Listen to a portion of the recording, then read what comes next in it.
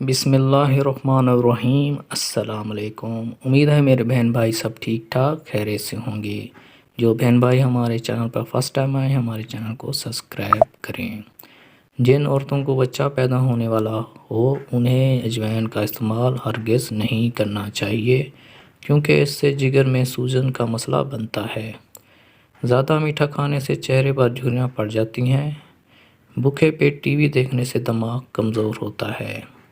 جو بچے دانت نکال رہے ہوں ان کو کشمش باریک کر کے شہد میں ملا کر چٹانے سے انہیں تکلیف نہیں ہوگی۔ گندم کے کچے دانے چبانے سے جوانی دیر تک قائم رہتی ہے۔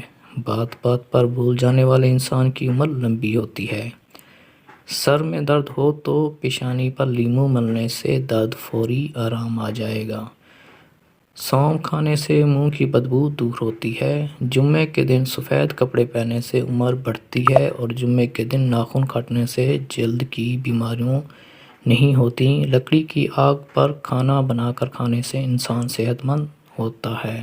صاف اور ملائم جلد کے لیے 2 بادام گرائنڈ کر لیں، اس میں تھوڑا سا لیمن کا رس اور شہد ملائیں، اب اسے چہرے پر لگائیں اور کچھ منٹ بعد چہرہ دھو لیں۔